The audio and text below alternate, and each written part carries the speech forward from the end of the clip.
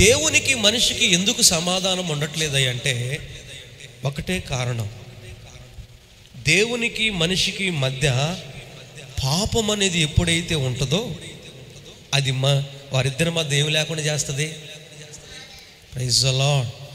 ఒక మనిషి జీవితంలో గనక పాపం ఉంటే ఆ మనిషి దేవునితో సమాధాన పడలేడు.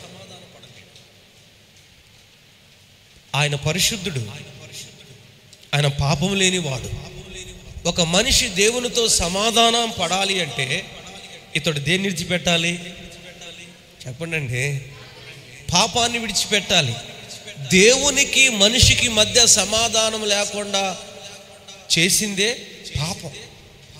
ఈరోజు చాలా మంది జీవితాల్లో దేవునికి మనిషికి సమాధానం లేకపోవడానికి కారణం ఏమిటంటే పాపం.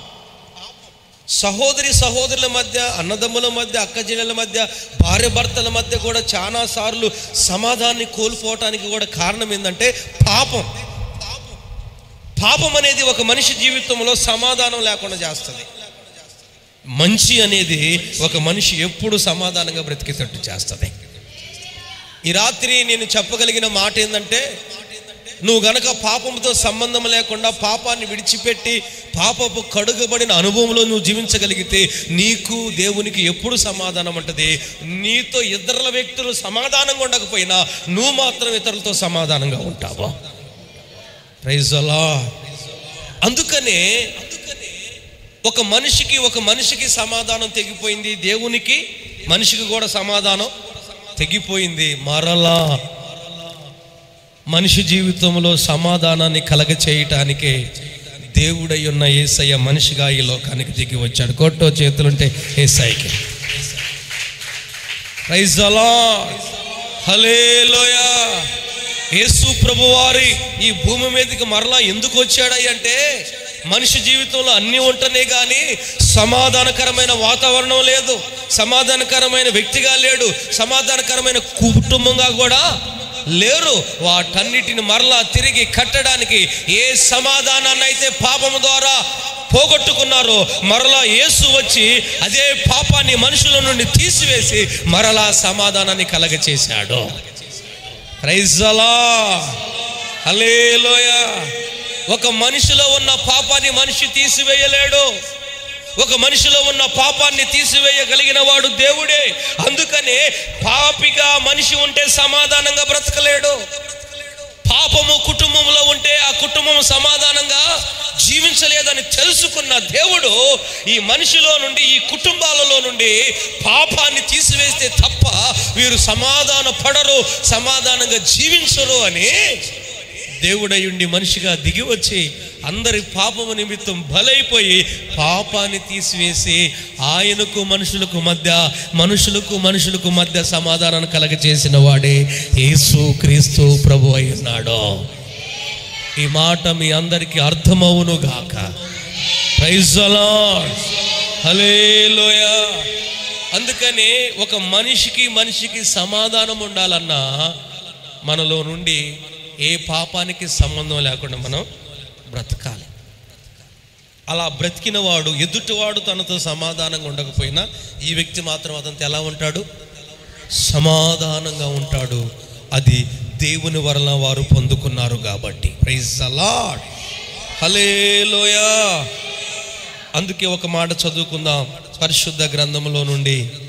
యోహాను సువార్త 20వ అధ్యాయము 19వ వచనాన్ని మనం చదువుకున్నట్లయితే, యోహాను సువార్త 20వ అధ్యాయం 19వ వచనం.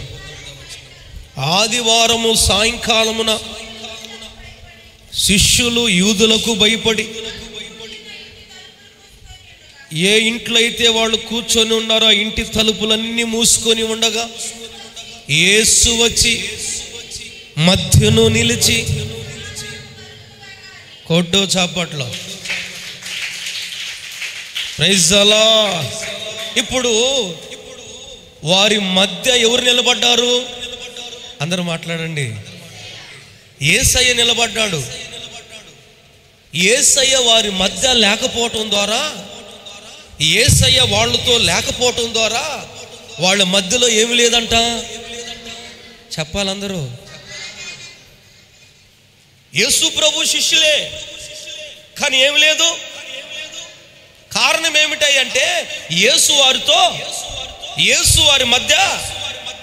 ఈ రాత్రి వాక్యం వింటున్న మన జీవితంలో మనతో మన మధ్య ఎవరుండాలి? Praise the lord. ఎవరితో యేసు ఉంటాడో, ఏ భార్య భర్తల మధ్య ఉంటాడో, ఏ తల్లిదండ్రుల మధ్య ఉంటాడో, ఏ అన్నదమ్ముల మధ్య ఉంటాడో, ఏ అక్క చెల్లెల మధ్య ఉంటాడో, ఏ అత్త కోడల మధ్య ఉంటాడో, ఏ సహోదరుల మధ్య యేసు ఉంటే వారు సమాధానంగా ఉంటారు. Praise the Lord. ఒక్కటే గుర్తుపెట్టుకోండి, ఈ పూట నేను చెప్పగలిగిన మాట, మీ మధ్య సమాధానమైన జీవితం వాతావరణం లేదంటే మీతో కానీ మీ మధ్య కానీ ఎవరు లేరు. అందుకనే సమాధానాన్ని కోల్పోతున్నారు. సమాధానం లేని బ్రతుకవుతుంది. ఈ రాత్రి అయినా దేవుడు మీతో ఉండునుగాక, మీ మధ్యకు వచ్చునుగాక. ఆనాడు ఆయన శిష్యుల యొద్దకు వచ్చినట్లుగా ఈ రాత్రి ఆయన ప్రజలైన మన కుటుంబాల్లోకి వచ్చునుగాక, మనలోకి కూడా వచ్చునుగాక. కనుక ఒక మనిషి జీవితంలోనికి యేసు ప్రభు ఎందుకు వస్తాడయ్యా అంటే, ఒకటి, ఆయన ఏమి ఇవ్వటానికి వచ్చాడు?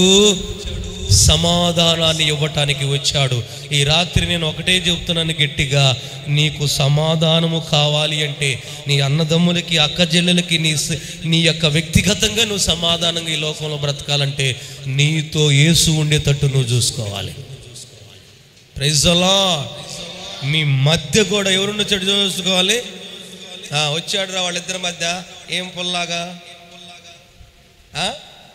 పానకంలో పొలలాగా వచ్చి ఏం పెట్టాడు? కొంతమంది వస్తే అట్లా చిచ్చులు పెడతారు. ఈయన వస్తే సమాధానాన్ని కలగచేస్తాడు. Praise the lord. హల్లెలూయా.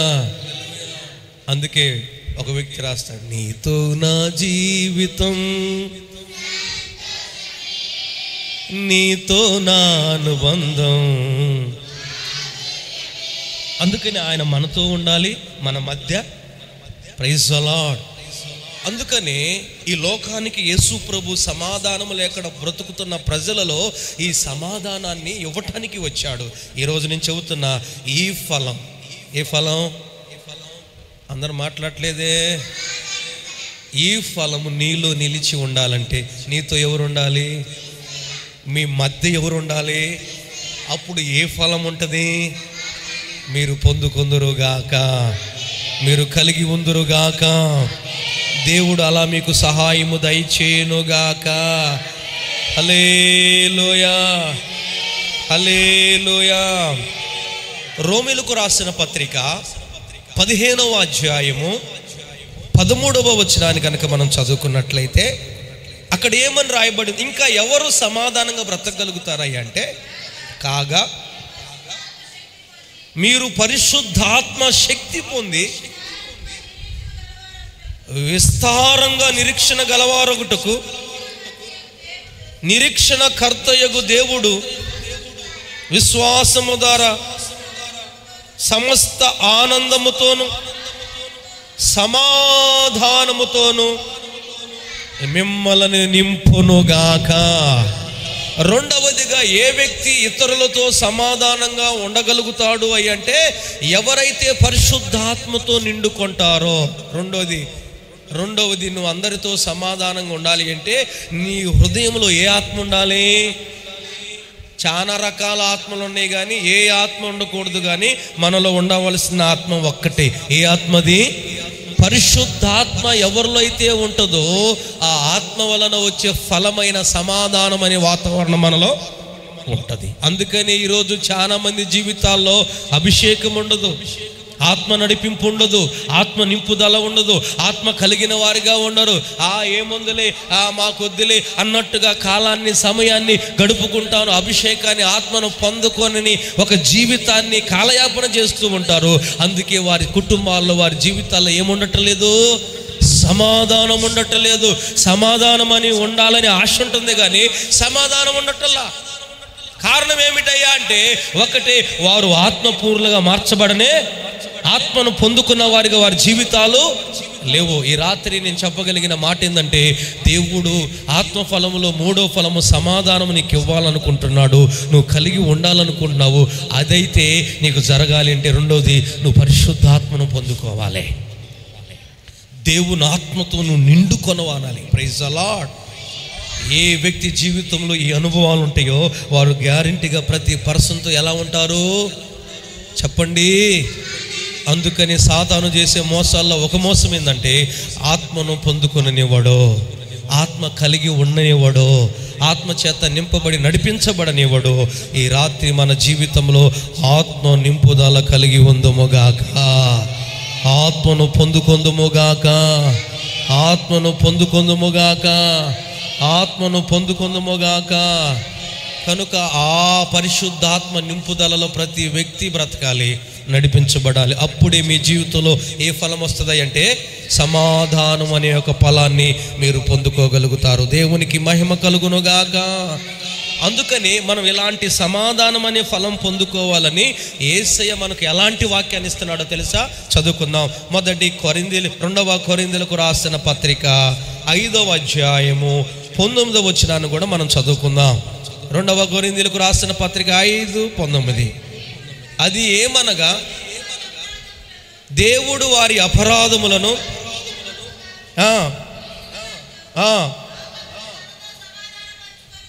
లోకమును తనతో సమాధానపరుచుకొనుచు. Praise the lord. ఏ వాక్యం అంట మనకిస్తున్న వాక్యము? గలిబిలయ్యేది కాదు, నానా రకాల బాధపడే వాక్యం కాదు దేవుడిస్తుంది. దేవుడిచ్చే వాక్యంలో కూడా ఏముందంట? సమాధాన పడాలని ఒక సమాధానకరమైన వాక్యాన్ని దేవుడిస్తున్నాడు. Praise the Lord. ఈ రాత్రి స్థలములో కూర్చొని సమాధానకరమైన వాక్యాన్ని వింటున్న సంగమా, దేవుడి బిడ్డలారా, అన్ని విషయాలలో నువ్వు సమాధానముగా జీవించుదువుగాక. హల్లెలూయా. అందుకని నువ్వేం వినాలో తెలుసా? వాక్యాన్ని వినాలి. ఎందుకో తెలుసా? నువ్వు అందరితో సమాధాన పడాలనే వాక్యాన్ని ఇస్తున్నాడు. నీకు సమాధానాన్ని ఇవ్వాలని, నువ్వు సమాధానంగా ఉండాలని దేవుడు సమాధానకరమైన వాక్యం ఇస్తున్నప్పుడు దానిని మనం ఏం చేయాలి అంటే, జాగ్రత్తగా మనస్సు పెట్టి దేవుని వాక్యాన్ని వినాలి. అలా విని అందరితో సమాధాన పడుదువుగాక. ఆ భాగ్యాన్ని దేవుడు మీకు ఇస్తుండగా అందరం పొందుకుందాముగాక. హల్లెలూయా, హల్లెలూయా. అందుకే అపోస్తుల కార్యము 9వ అధ్యాయము 31వ వచనాన్ని కూడా మనం చదవగలిగితే, అక్కడ మనం సమాధానము అనేది ఎవరు కలిగి ఉంటారా ఇంకా రాయబడిన మాట ఏంటంటే, కావున యూదయ, గలిలయ, సమరయ దేశములందట సంఘము క్షేమాభివృద్ధి నొందుచు. Praise the Lord. ఈ రాత్రి ఇక్కడ కూర్చున్న మీలో నేను సంఘాన్ని అన్న నమ్మకం ఎవరికన్నా ఉంటే వాళ్ళు చేతులు ఎత్తండి. నేను సంఘాన్ని అన్నవాళ్ళు. Praise the Lord. ఎవరైతే సంఘంగా మార్చబడతారో, ఎవరైతే సంఘం అవుతారో వారట సమాధానంగా ఉంటారట. Praise the Lord. ఈ పూట నా మాట వినండి.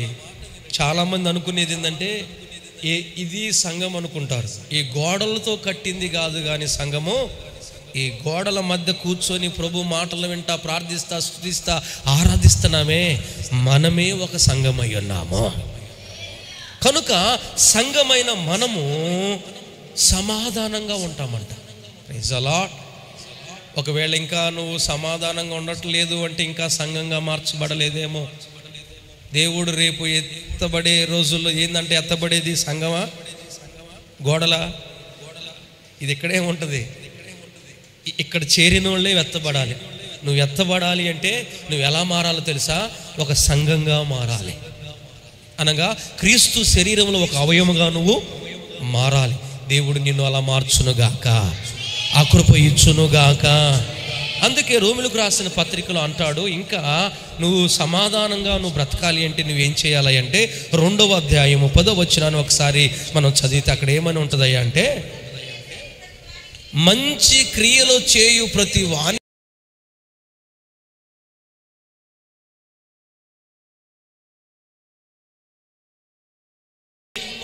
ఘనతయు సమాధానం కలిగిద్దంట. Praise the lord. ఏ క్రియలు చేయాలంట దేవుని బిడ్డలైన మనం? మంచి క్రియలు. చెప్పండి. మంచి పని చేసేవాడు అందరితో సమాధానంగా ఉంటాడు. చెడ్డ పని చేసేవాడు అందరితో ఇష్టం వచ్చినట్టు ఉంటాడు. Praise the Lord. ఈ రాత్రి నాకు సమాధానం కావాలంటే చెడు పనుల దగ్గరికి మనం వెళ్ళకూడదు. చెడు పనులకు దూరంగా ఉండాలి. ఇది చెడు అంటే దాని దగ్గర మనం దూరంగా వెళ్ళాలి. ఈరోజు మంచి పని చేయగలిగిన మనస్సు, మంచి పను చేయగలిగిన జీవితం ఏ వ్యక్తిలో అయితే ఉంటుందో దేవుని వాక్యం అంటుంది, మంచి పనులు చేసే ప్రతి ఒక్కరికట సమాధానం కలిగిద్దట. Praise the Lord. ఈ రాత్రి అక్క, చెల్లి, తమ్ముడా, ఒకవేళ ఏదన్నా చెడు చేయటానికి సాతాను నిన్ను ప్రేమిస్తే నువ్వేం కోల్పోతావా అంటే సమాధానాన్ని కోల్పోతావు. అవ్వను ప్రేరేపించాడు. భార్య భర్తల మధ్య, దేవుని మధ్య ఉన్న సమాధానాన్ని పోగొట్టేటట్టు చేశాడు. ఈ రాత్రి నేను చెబుతున్నాను, సాతానుగాడు ప్రేరేపణ అంతా సమాధానం లేకుండా చేయటమే వాడు ప్రేరేపణ. ఈ రాత్రి ఈ మాట నీకు అర్థమవునుగాక, గ్రహించుకుందువుగాక. హల్లెలూయా. అందుకే మనం ఉన్నంతకాలం, మనం పోయేదాకా మనం ఎలాంటి పనులు చేయాలి ఈ లోకంలో? మంచి పనుల కోసమే నువ్వు నిలబడాలి, కానీ చెడు కోసం నువ్వు నిలబడకూడదు. మంచికు నిలబడగలిగిన మనసు కలిగిన వాడు ఎప్పటికీ కూడా ఎలా ఉండగలుగుతాడంటే సమాధానమైన వాతావరణంలో ఉంటాడు. Praise the Lord. తను సమాధానకరంగా ఉండటమే గాక సమాధానము లేని వారి కుటుంబాల్లో కూడా ఏం కలగజేస్తాడు? సమాధానపరుస్తాడు. దేవునికి స్తోత్రం. ఈ రాత్రి సంఘమైన దేవుని బిడ్డలమైన మనమందరము మంచి క్రియలు చేయుదుముగాక, మంచి పనులు చేయుదుముగాక. హల్లెలూయా, హల్లెలూయా. లూకాసు వార్త 2వ అధ్యాయం 14వ వచనం. ఇంకా మనం ఈ ఫలాన్ని కలిగి ఉండాలి అంటే చదువుదాం నాన్న. సర్వోన్నతమైన స్థలములలో దేవునికి మహిమయు, ఆయనకి ఇష్టంగా ఉండే మనుషులకు. Praise the Lord. అమ్మ, భూమి మీద ఉన్న మనల్ని ఎవరు ఇష్టపడాలంట? చెప్పండి అక్క. దేవుడు ఎవరిని ఇష్టపడతారో వాళ్ళకి ఏమిస్తాడంట? ఈ రాత్రి దేవుడు నిన్ను ఇష్టపడేటట్టుగా నువ్వు బ్రతకాలి. దేవుడు నిన్ను అసహించుకునేటట్టుగా నువ్వు బ్రతకూడదు. Praise the lord. హల్లెలూయా. ఈ రాత్రి ఈ మాట నీకు అర్థమవును గాక. దేవుడికి ఇష్టంగా బ్రతికితేనంట, దేవునికి నచ్చినట్టుగా బ్రతికితేనంట, ఇల్లంతా సమాధానంగా ఉండేటట్టు చూసుకుంటాడంట ఆయన. మనసంతా సమాధానంగా ఉండేటట్టు చూస్తాడట. ఒకరి మధ్య ఒకరు సమాధానం ఉండేటట్టు చూసుకుంటున్నారట. రాత్రి మనం ఒక్కటే నేర్చుకోవాలి, ఇది దేవునికి ఇష్టం లేదు అంటే దానికి మనం దూరంగా ఉండాలి.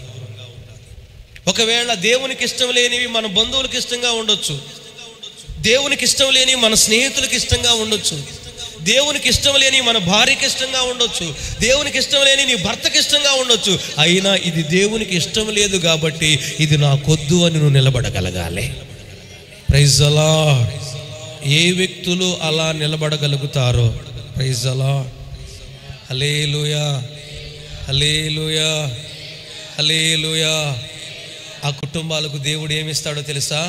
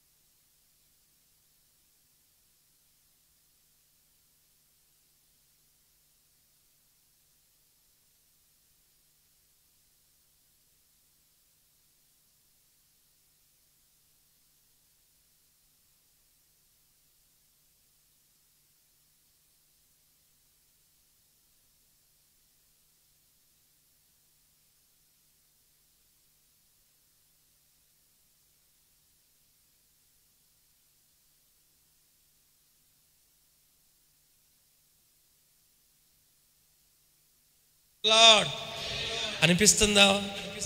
నీ ప్రవర్తన బట్టి ఒక్కొక్కసారి అనిపిస్తుందా? ఇప్పుడు నేను ఇట్లా మాట్లాడుతున్నాను, నేను ఇట్లా చూస్తున్నాను, ఇలా ప్రవర్తిస్తున్నాను, నా జీవితం పరలోకానికి వెళ్ళేటట్టు ఉందే అన్నప్పుడు నీ మనసు అన్న నిన్ను ధైర్యపరిచిందా? లేకపోతే ఈ పూట నుంచైనా జాగ్రత్త పడుదువుగాక, సరి చేసుకుందువుగాక, కృప పొందుకుందువుగాక. కనుక దేవుడు ఎవరిని ఇష్టపడతాడో వాళ్ళకి ఏమిస్తాడట? అక్క చెల్లి, ఒకవేళ దేవునికి ఇష్టం లేని జీవితాన్ని, పనులను ఏదన్నా మనలో ఉంటే మనం చేయాల్సిన పని ఏందంటే దానిని మనం విడిచిపెట్టుదుముగాక. దానికి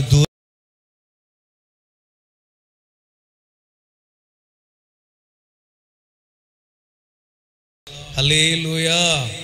ఇప్పుడు ఒక పెళ్లి చూపులు జరుగుతుంది అనుకో. ఏ చూపులు? పెళ్లి చూపులు జరుగుతుంటే పెళ్లి కొడుకు ఇష్టపడేటట్టు పెళ్లి కూతుర్ని ఏం చేస్తాడు?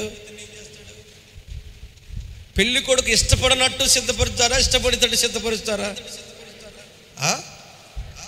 ఏముందిలేమ్మా, ఎప్పుడైనా అట్టలే ఉండేది, అట్టబడితే అట్టు కూర్చోపో అంటారా?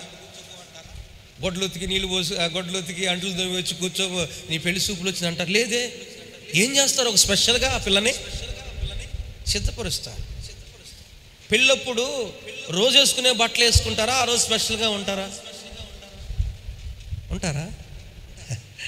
స్పెషల్గానే ఉంటారు, ఒక ప్రత్యేకంగా ఉంటారు. అవునా? అలాగనే దేవుడు మనల్ని ఇష్టపడాలన్నా ఈ లోకంలో బ్రతుకుతున్న మనలో కూడా కొన్ని ప్రత్యేకతలు, కొన్ని స్పెషల్ ఉండాల్సిందే. ప్రైజ్ ది లార్డ్, హల్లెలూయా. దేవుడు ఇష్టపడితే గనక నీకు ఏమిస్తాడంటే గ్యారెంటీగా, కష్టంగా ఉన్నా కానీ మనం ఇష్టపడాల్సిందే. Praise the lord. అక్క నా వైపు చూడండి. ఏమండి ఇస్సాకు గారు, షడ్రకు, మేషకు, అబేద్నెగో వీళ్ళు ముగ్గురు ఎంతమందికి తెలుసు? ఓకే, ఈ ముగ్గురు ఆ దేశ రాజు అన్నాడు, ఈ దేశంలో ఉన్న నేను పెట్టిన ఈ ప్రతిమకు మీరు మొక్కాలి, మొక్కకపోతే అగ్నిగుండం వేసి కాల్ చేస్తాను అన్నాడు. ఇప్పుడు ఈ మాట, ఈ పని షడ్రకు, మేషకు, అబేద్నెగోకి ఇష్టమా కష్టమా? చెప్పండి. కష్టమే. మొక్కితే ఆడేస్తాడంటే ఈ మనిషి. సరే, మొక్కితే ఎవరు ఇష్టపడరు? చెప్పండి. మొక్కితే ఎవరు ఇష్టపడరు? కానీ ఇప్పుడు ఆ పని వీళ్ళకి కష్టమా, ఈజీగా ఉందా? వీళ్ళన్న మాట ఏంటంటే, మాకు కష్టమైనా, మాకు ఇబ్బంది అయినా, చివరికి మాకు మరణమైనా సరే దేవుడికి ఇష్టం లేని పని మేము చేయమని ఆ ముగ్గురు నిలబడ్డారా. ప్రైజ్ ది లార్డ్, హల్లెలూయా. ఈ లోకంలో బ్రతుకుతున్న మనము, మనకు కష్టమైనా సరే, మనకి ఇబ్బంది అయినా సరే, మనకి అది ఏ విధమైన నష్టాన్ని తెచ్చేదైనా సరే, అది దేవునికి ఇష్టమైతే మనం నిలబడాలి. Praise the Lord. అలాంటి వారిని దాటిపోతాడండి? అలా నిలబడిన వాళ్ళని విడిచిపెడతాడండి? ప్రైజ్ ది లార్డ్, హల్లెలూయా. ఈ రాత్రి వాక్యం వింటున్న దేవుని బిడ్డలారా, నీకు కష్టమే కావచ్చు, అది దేవుడికి ఇష్టమైతే నువ్వు అక్కడ నిలబడదువుగాక. ఆమె తన యజమానుడు భార్యకు ఇష్టమే, కానీ అది ఎవరికి నచ్చదు, ఎవరికి ఇష్టం లేదు? యేసయ్యకి ఇష్టం లేదని యేసేపు అక్కడి నుండి పారిపోయాడు. Praise the Lord. ఈ రాత్రి నేను అంటాను, దేవుడు ఇష్టపడని ప్రతి దానికి మనం దూరంగా ఉండాలి. అప్పుడు మనకి ఏమొస్తుంది అంటే సమాధానకరమైన వాతావరణం వస్తుంది. Praise the lord. జైల్లో కూడా ఎట్టున్నాడండి ఆ మనిషి? హ్యాపీగా సమాధానంగానే ఉన్నారు. అగ్నిగుండంలో కూడా వాళ్ళు ఎలా ఉన్నారండి? బాధపడుతున్నారా, ఏడుతూ ఉన్నారా? సమాధానంగానే ఉన్నారు. కారణం ఏమిటంటే కష్టమైన దేవుని కోసం, ఇష్టమైన దానికోసం నిలబడ్డారు కాబట్టి, దేవునికి ఇష్టమైన దానికోసం నిలబడ్డారు. కానీ అగ్నిగుండంలో కూడా దేవుడు వారికి సమాధానాన్ని ఇచ్చాడు. సింహాల బోనులో కూడా వారికి సమాధానాన్ని ఇచ్చాడు. జైలులో కూడా యేసోవుకు సంతోషాన్ని, సమాధానాన్ని ఇచ్చాడు. కారణం ఏమిటంటే వారికి కష్టమైనది ఎవరికి ఇష్టంగా ఉంది? ఈ రాత్రి వాక్యం వింటున్న, ఈ లోకంలో బ్రతుకుతున్న మనకి కష్టమైన, దేవునికి ఇష్టమైన దానికోసం నువ్వు నిలబడగలిగితే నీకు సమాధానం 100 రెట్లుగా దేవుడిస్తాడు. ఈ ఫలాన్ని మీరు పొందుకొందురుగాక. హల్లెలూయా. కనుక ఏది నీ కాడికి దేవునికి ఇష్టము కానిది నీ దగ్గరకు వస్తే దానికి నువ్వు దూరంగానే ఉండాలి. అప్పుడే నీ ఇల్లు, నీ ఒళ్ళు, నీ కుటుంబం ఎంత ఫ్రెష్గా శాంతి సమాధానాలతో నింపబడుతుంది. Praise the lord. అలా మనకంటే ముందు భక్తులు వెళ్ళారు, మీకు తెలుసు. వెళ్ళగలిగితే మీ జీవితాలు అలా వర్ధిల్లుతాయి, లేకపోతే డేంజర్లోకి వెళ్తారు. జాగ్రత్త పడుదుముగాక, సరి చేసుకుందుముగాక. కనుక దేవుడు ఇష్టపడిన వారందరికీ దేవుడు ఏమిస్తాడట? అందుకని ఆ జీవితాన్ని ఈ లోకంలో చేదుముగాక. 1-2 మాటలు స్పీడ్గా చెప్తాను. దేవుడు ఎవరిని ఇష్టపడతాడు? చదువునా స్పీడ్గా. పరిశుద్ధ గ్రంథంలో నుండి సామెతల గ్రంథము 12వ అధ్యాయము. దేవుడు మనల్ని ఇష్టపడాలంటే ఏం చేయాలి? 22వ వచనం. అబద్ధమాడే పెదవులు యెహోవాకు నచ్చవంట. అబద్ధాలు చెప్పేవాళ్ళు అంటే, సత్యాన్ని అనుసరించే వాళ్ళు అంటే దేవునికి ఇష్టం అంట. Praise the lord. హల్లెలూయా. ఈ రాత్రి ఇక్కడ కూర్చున్నా నిన్ను నన్ను దేవుడు ఇష్టపడాలంటే మొదట అబద్ధాలు చెప్పటం మానుకోవాలి. ఏం చెప్పటం? మాట్లాడండి కొద్దిగా, మాట్లాడండి కొద్దిగా. ఏం చెప్పటం మానుకోవాలి? అబద్ధాలు కథ చెప్పటం మానుకోవాలి. అబద్ధాలు చెప్పటం మానుకున్న తర్వాత ఏం చేయాలి అంటే సత్యాన్ని అనుసరించాలి. సత్యం అనగా వాక్యం. ఏంటిది సత్యం అంటే? వాక్యాన్ని అనుసరిస్తే వాళ్ళని దేవుడు ఏం పడతాడంట?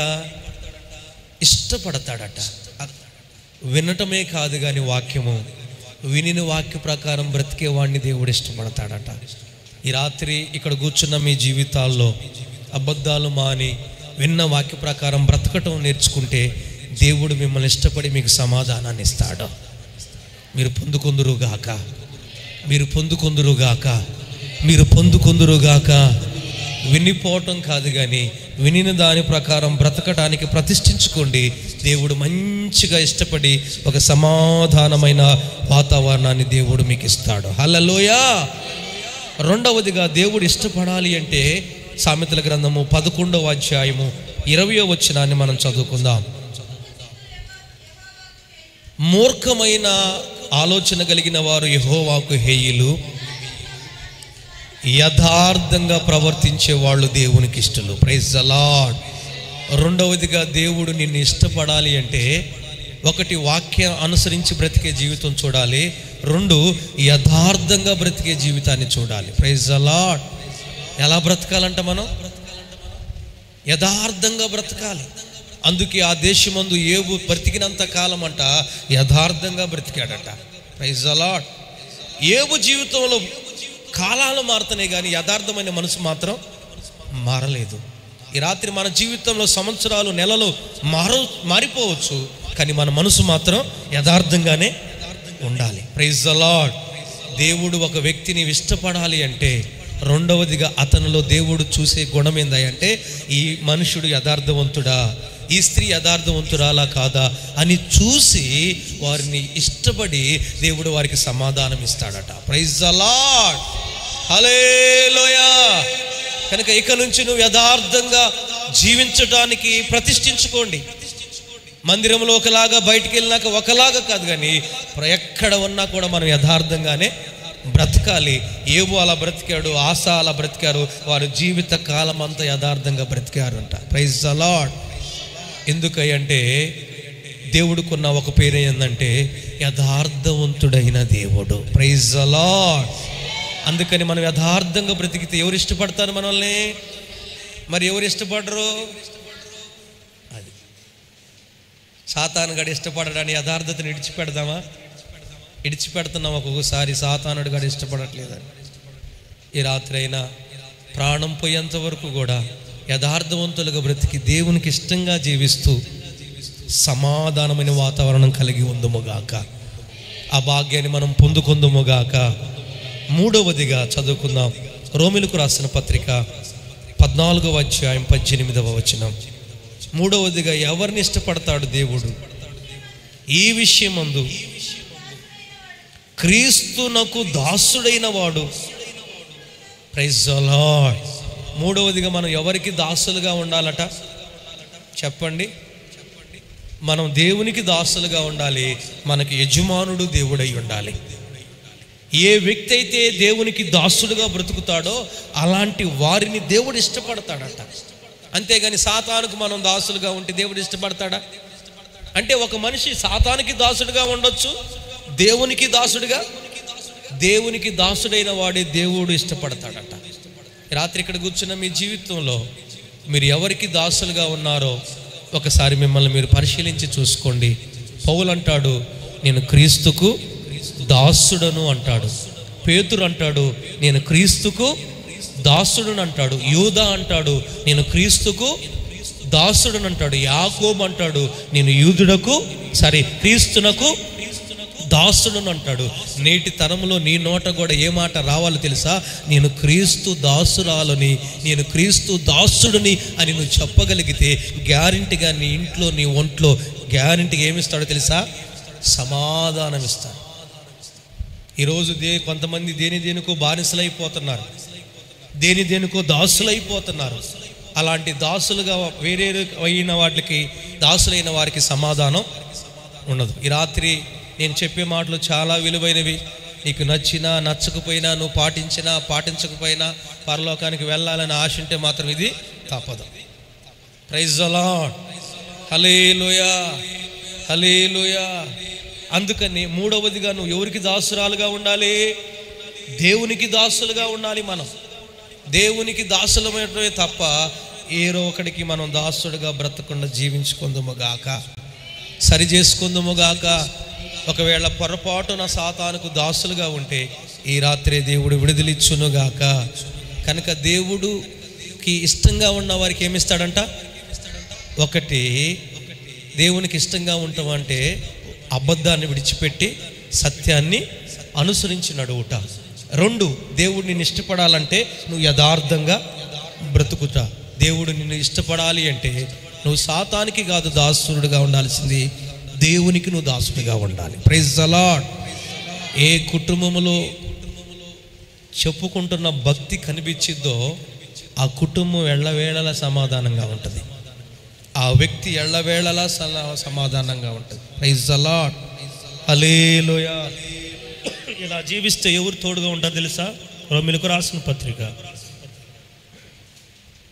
15వ అధ్యాయము 33వ వచనాన్ని చదువుకుందాం.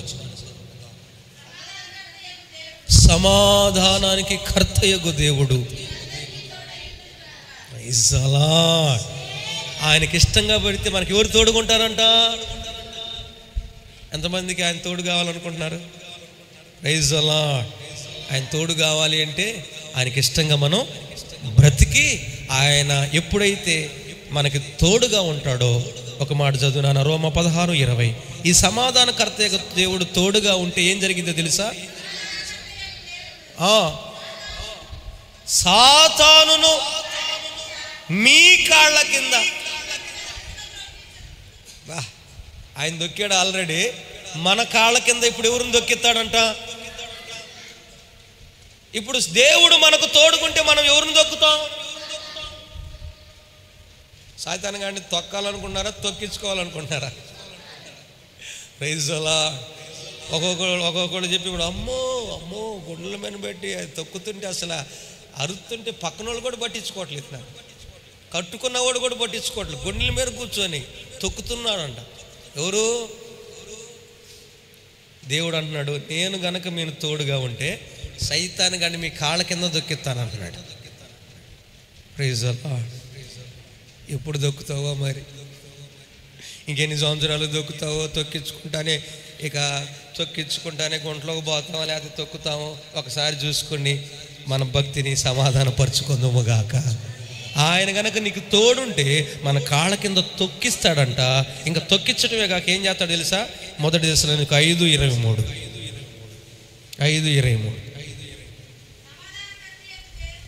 సమాధానకర్త యొక్క దేవుడే. అబ్బా, సాతాను గాడిని దొక్కించి మిమ్మల్ని అన్ని విషయాలు ఏం పరుస్తాడంట? పరిశుద్ధపరుస్తాడట. హల్లెలూయా. ఎవరయ్యా అంటే సమాధానానికి కర్త మనకు తోడుగా ఉంటే సైతాను గాడి తలను చితక దొక్కిస్తాడు. 2వది, మనల్ని అన్ని విషయాలు ఏం పరుస్తాడట? పరిశుద్ధపరుస్తాడు. దేవునికి స్తోత్రం, హల్లెలూయా. ఇలా బతకటం కోసమే దేవుడు ఆయన సంఘానికి మనల్ని పిలిచాడు. 1 కొరింథీ 7:15. నేను ముగిస్తున్నా, చాలా ఉంది కానీ 1 కొరింథీ 7:15 నాన్న ఏమని ఎందుకు పిలిచాడో ఈ ఒక్క మాట చదువుకొని ముగించుకుందాం. అయితే